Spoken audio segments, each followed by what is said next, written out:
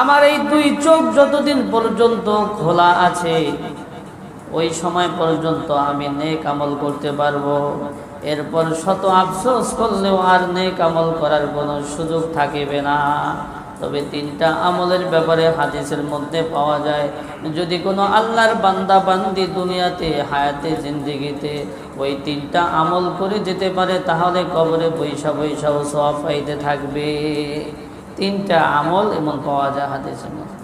আল্লাহর হাবিব বলেন, قال النبي صلى الله عليه وسلم قال النبي صلى الله عليه وسلم إذا مات الإنسان انقطع عنه عمله إلا من ثلاثة إلا من صدقة جارية أو علم ينتفع به أو ولد صالح يدعو له। সরকারে দো আলম বলেন, যখন মানুষ মারা যাবে তখন তাদের সব নেক আমল বন্ধ হয়ে যাবে। তবে তিনটা নেক আমল এমন আছে, যদি কেউ হায়াতে জিন্দেগিতে ওই তিনটা নেক আমল করে যায়, তাহলে কিয়ামত পর্যন্ত তার কবরে এর সওয়াব যাইতে থাকবে। এক নম্বর হইল সদকায়ে জারিয়া। এই যে আল্লাহর ঘর মসজিদ, যদি এখানে আমরা কিছু দান দক্ষিণা করি, বলে এখানে যত মানুষ নামাজ পড়বে এর একটা সওয়াব আমার কবরে যাইতে থাকবে। কোনো দিনই প্রতিষ্ঠান, কোনো অসহায় মানুষদেরকে যদি আমি দান দক্ষিণা করি, হ্যাঁ, তারা ওটা খাইয়া যত ইবাদত করবে এর একটা সওয়াব আমার কবরে যাইতে থাকবে। দান মোটে গেলে করতেই চাই না, টাকা বের হয় না। বাংলাদেশে যদি সঠিকভাবে জাকাত দেওয়া হইতো হিসাব করে, কোনো মানুষ গরিব থাকতো না। আমরা জাকাত দেই না, জাকাত দেই না। আল্লাহ পাক রব্বুল আলামিন বলেন, ওয়া আনফিকু মিম্মা রাযাকনাকুম মিন ক্বাবলি আইয়াতিয়া আহাদাকুমুল মাউত। আল্লাহ পাক রব্বুল আলামিন বলেন, আমি তোমাদেরকে যে সম্পদ দিয়েছি ওইগুলা থেকে তোমরা দান দক্ষিণা করতে থাকো, ওই দিন আসার পূর্বে যেদিন আর দান দক্ষিণা করার সুযোগ থাকবে না, মৃত্যুর পূর্ব পর্যন্ত দান দক্ষিণা করে থাকো। আল্লাহ পাক বলছে যে আমি তোমাদেরকে যা দিয়েছি, হ্যাঁ, তাহলে আল্লাহ পাক দিছে, কি দিছে? আল্লাহ পাক দিছে। আমার তো কিছুই না, আমার কিছুই না। আমি কামাই করি, বলে আমি কামাই করছি, বলে কামাই করা তোমার সামর্থ্য দিছে কি? হ্যাঁ, একটু প্যারালাইসিস দিয়ে দিলে শেষ, আর কামাই করার সুযোগ আছে? হ্যাঁ, কামাই করার সুযোগ আছে? এত সুন্দর জেহেন শক্তি একটু যদি মাথাটা নষ্ট করে দেয় তাহলে শেষ। তাই আর মানুষ বলে না, পাগল বলে। কি বলে? পাগল বলে। যদি একটা হাত নষ্ট হয়ে যায় তাহলে মানুষ পঙ্গু বলে। কি বলে? পঙ্গু বলে। তো আল্লাহ পাক রব্বুল আলামিন বলেন, ওয়া আনফিকু মিম্মা রাযাকনাকুম মিন ক্বাবলি আইয়াতিয়া আহাদাকুমুল মাউত। আল্লাহ পাক বলে, আমি তোমাদেরকে যেই সম্পদ দিয়েছি ওই সম্পদ থেকে তোমরা দান দক্ষিণা করতে থাকো মৃত্যু আসার পূর্ব পর্যন্ত। কারণ এমন একটা সময় আসবে যেদিন তোমরা আবার দান দক্ষিণা করার জন্য দুনিয়াতে আসতে চাইবে। শত আসতে চাইলে আর কোনো কাজ হবে না, কাজ হবে না। এই জন্য সদকায়ে জারিয়া, দান দক্ষিণা যদি এটা করে যাই ভালো কোনো জায়গায়, তাহলে এর সওয়াব কবরে যাইতেই থাকবে, কবরে যাইতে থাকবে। দেখা যায় মাহফিলের সময় মসজিদে অনেক মানুষ টাকা লেখায়, বা ঈদের সময়, ঈদুল আজহা, এখনও তাদের টাকা বকেয়া আছে। কেন? আপনি তো ইচ্ছা করে লেখাইছেন, হ্যাঁ, ওই টাকাগুলো দিয়ে দিবেন। আপনার যে কোনো সময় মৃত্যু হয়ে যাইতে পারে, টাকাটা তো বকেয়া থেকে যায়, টাকাটা বকেয়া থেকে যাবে। আমি লেখাইছি, আমি কেন ঋণ থাকবো? আমি এটা পরিশোধ করে দেব। তাহলে এক নম্বর যেই নেক আমলের সব কবরে যাইতে থাকবে সেটা হলো সদকায়ে জারিয়া। এই হায়াতে জিন্দেগিতে যদি আমরা কোনো দান দক্ষিণা করে থাকি তাহলে এর সব আমার কবরে যাইতে থাকবে। ইন্না সাদাকাতা লা তুতফিউ গযাবার রাব্বি ওয়া তাদফাউ মিতাতাস সুই। সরকারে দো আলম বলেন, দান দক্ষিণার মাধ্যমে দুইটা বড় ফায়দা আছে। এক নম্বর ফায়দা হলো, বান্দা গুনাহ করতে করতে করতে করতে আল্লাহ পাকের অসন্তুষ্টি তার প্রতি এসে পড়ে, অসন্তুষ্টি এসে যায়। বলে বান্দা যখন দান দক্ষিণা করবে তখন আল্লাহ পাক রব্বুল আলামিনের রাগ ক্রোধ কমে যাবে, রাগ ক্রোধ কমে যাবে। আর একটা ফায়দা হলো, খারাপ মৃত্যু দূর হয়ে ঈমানি মৃত্যু নসিব হবে। কত বড় ফায়দা! যদি আল্লাহ পাক সন্তুষ্ট থাকে আর ইমানি মৃত্যু নসিব হয় একজন মানুষের, এর চেয়ে আর চাওয়ার পর কিছু থাকে না। আল্লাহ পাকের সন্তুষ্টি আর ইমানি মৃত্যু, আর কিছু চাওয়া পাওয়া থাকে না। দেখা যায় অনেক সময় রাস্তাঘাটে আমরা চলি, যে কোনো গাড়িতে চলি, যে একটুর জন্য একটা ট্রাক আমার সাথে ঘষা দিয়া গেল না। কোনো সময় দান দক্ষিণা করছিলাম, হ্যাঁ, আল্লাহ পাক রব্বুল আলামিন ওই দান দক্ষিণার কারণে বালা মুসিবত থেকে আল্লাহ পাক হেফাজত করছেন। এই জন্য বেশি বেশি দান করব। বাজারে গেলে ভিক্ষুকরা হাত পাতে, আল্লাহর হস্তে কিছু দেন, কয় মাফ করেন। কি কয়? মাফ করেন। কেন? আপনারা মাফ করবে কেন? আপনার কাছে চাইছে, দিয়ে দিবেন 5-10 টাকা। হাদিসের মধ্যে আছে, কেউ যদি আল্লাহর নাম বইলা চায়, আল্লাহর নাম নিয়ে চায়, তাকে ফেরত দিও না, তাকে ফেরত দিও না।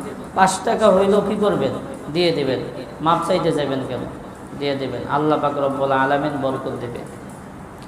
তো সরকারে দু আলম বলেন, যখন মানুষ ইন্তেকাল করবে তখন সব নেক আমলগুলো বন্ধ হয়ে যাবে। তবে 3টা নেক আমল এমন আছে, এই 3টা নেক আমল যদি হায়াতে জিন্দেগিতে করে যেতে পারে তাহলে এর সব কবরে যাইতে থাকবে। একটা হইল সদকায়ে জারিয়া, 2 নম্বর আও ইলমি ইউনতাফাউ বি, এমন এলেম যেই এলেম দ্বারা সে নিজে উপকৃত হয়েছে এবং অন্যদেরকে উপকার করার মতো তৌফিক হয়েছে। এলেম আমি নিজে শিখে আমল করেছি এবং অন্যকে শিখাইছি, দেখা যায় এই যুগের মানুষ ওলামায়ে কেরাম মাদ্রাসায় খেদমত করে সামান্য বেতনে চাকরি করে, কিন্তু সে অন্য কিছু পারে না। ইচ্ছা করলে 10-20 হাজার টাকা এই যুগে কামানো কোনো ব্যাপার না। কেন চাকরি করে? কেন? বলে ওই যে সে কিছু শিখাইলো, আবার তার ছাত্র আরো ছাত্রদেরকে শিখাইবে, এভাবে তারা যত নেক আমল করবে একটা সওয়াব সর্বপ্রথম যে শিখাইছে পাইবে, বুঝাইছে। তো এই জন্য নিজে শিখব, অন্যদেরকে শিখাইব। বাল্লিগু আন্নি ওয়ালাউ আয়া, আল্লাহর হাবিব 100 লক্ষ সাহাবীদেরকে সামনে নিয়ে এই হাদিসটা শেষ সময় বলে গেছে, বাল্লিগু আন্নি ওয়ালাউ আয়া, হে আমার সাহাবায়ে কেরাম, আমার পক্ষ থেকে তোমরা যদি একটা কথাও জেনে থাকো এটা অন্যের নিকট পৌঁছায় দাও। তো 2 নম্বরে কবরে যাইবে কি? এলেম, ভালো কাজ। আমি যেটা শিখছি অন্যকে ভালো কিছু শিখাইছি, এইগুলো সব কবরে যাইতে থাকবে। 3 নম্বর কবরে যাইতে থাকবে নেক সন্তান। যদি হায়াতে জিন্দেগিতে একটা নেক সন্তান রেখে যেতে পারি, এই নেক সন্তান যত আমল করবে, যত ভালো কাজ করবে, এর একটা সব পিতামাতার কবরে যাইবে। আজকাল সমাজে দেশে এমন মানুষ খুব কমই আছে, বুকে হাত দিয়া বলতে পারবো আমার সন্তানটা নেক, আমি এমন একটা সন্তান রেখে গেলাম, এই সন্তান একটা মিথ্যা কথা বলবে না, এই সন্তান মানুষকে ধোঁকা দেবে না, এই সন্তান কোনো অন্যায় কাজ করবে না। কেউ বলতে পারবো না। তাইলে নেক সন্তান রেখে যাইতে পারলাম না, এই অপশন শেষ। নেক সন্তান রেখা যাইতে পারলাম না। সব মাদ্রাসায় পড়াইলে নেক হবে বিষয়টা এমন না। আমি ভালো কিছু তরবিয়ত তাদেরকে ছোটবেলা থেকে ভালো কিছু শিক্ষা দেই, যে মিথ্যা কথা বলা যাবে না, সুদ ঘুষ খাওয়া যাবে না, অন্যের হক নষ্ট করা যাবে না। বলে সন্তানের অনেক নেক আমল করার দরকার নেই, দান দক্ষিণার করার দরকার নেই। সন্তান নামাজ পড়বে, নামাজ তো এটা পড়তেই হবে, ঠিক না? এই নামাজ পড়বে, এর একটা সওয়াব পিতামাতার কবরে যাইতে থাকবে। আল্লাহ পাক রব্বুল আলামিন বলেন, কু আনফুসাকুম ওয়া আহলিকুম নারা, তোমরা নিজেরা জাহান্নাম থেকে বাঁচো এবং তোমাদের সন্তান সন্ততি পরিবার পরিজনদেরকেও জাহান্নামের আগুন থেকে বাঁচাও। হযরত আলী রাদিয়াল্লাহু তাআলা আনহু এই আয়াতের চমৎকার 2টা ব্যাখ্যা করেছেন। আমার সন্তানদেরকে জাহান্নাম থেকে কিভাবে বাঁচাবো? হযরত আলী রাদিয়াল্লাহু তাআলা আনহু বলেন, সন্তানদেরকে জাহান্নাম থেকে বাঁচানোর মাধ্যম হলো 2টা। 1 নম্বর ওয়াআল্লিমুহুম, 2 নম্বর ওয়াআদিবুহুম। 1 নম্বর সন্তানদেরকে সুশিক্ষায় শিক্ষিত করতে হবে, 2 নম্বর ওয়াআদিবুহুম, আদব তরবিয়ার শিক্ষা দিতে হবে। আদব তরবিয়াতের মধ্যে থেকে সবচেয়ে গুরুত্বপূর্ণ আদব হলো নামাজের তরবিয়াত শিক্ষা দেওয়া, নামাজের তরবিয়াত শিক্ষা দেওয়া। আল্লাহর হাবিব বলেন, মুরু আওলাদাকুম বিসসালাতি ওয়া হুম আবনাউ সাবঈ সিনিন ওয়াজরিবুহুম আলাইহা ওয়া হুম আবনাউ 10 সিনিন ওয়াফাররিকু বাইনাহুম ফিল মাযাজি'i। আল্লাহর হাবিব বলেন, যখন সন্তানের বয়স 7 বছর হয় তখন তাকে নামাজের জন্য নির্দেশ দাও, নামাজের নির্দেশ দাও। যখন 10 বছর হয় তখন নামাজের জন্য পিতৃ দাও, নামাজের জন্য পিতৃ দাও। এরপর এই বয়স হইলে তাদের বিছানাকে পৃথক করে দাও, ছেলে মেয়ে আর একসাথে থাকতে পারবে না এই বয়সে। তো আমরা আলহামদুলিল্লাহ নিজেরা অনেকেই নামাজ পড়ি, ফজরের সময় চলে আসি বিছানা থেকে উঠা, কিন্তু সন্তান ঘুমাই রয়েছে খবর রাখে না। আলা কুল্লুকুম রাইন ওয়া কুল্লুকুম মাসউলুন আন রাইয়াতিহি।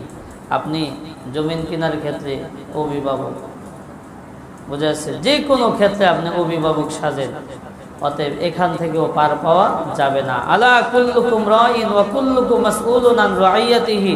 আল্লাহর হাবিব বলেন, তোমরা প্রত্যেকেই হলা দায়িত্বশীল, আর প্রত্যেক দায়িত্বশীলকে তার দায়িত্ব সম্পর্কে অবশ্যই জিজ্ঞাসিত হতে হবে। আমি বাড়ির একজন দায়িত্বশীল, সব ক্ষেত্রে দায়িত্বশীল, হ্যাঁ, নিজেই দায়িত্বশীল সাজি সব ক্ষেত্রে, কিন্তু এখানে পিছাই যায়, কি করি, এটা দায়িত্বই মনে করি না, এটাও আমার দায়িত্ব, এটাও আমার দায়িত্ব। তো মোহতারাম হাজিরিন, বলতেছিলাম, যখন মানুষের ইন্তেকাল হয়ে যাবে তখন সব নেক আমলগুলো বন্ধ হয়ে যাবে।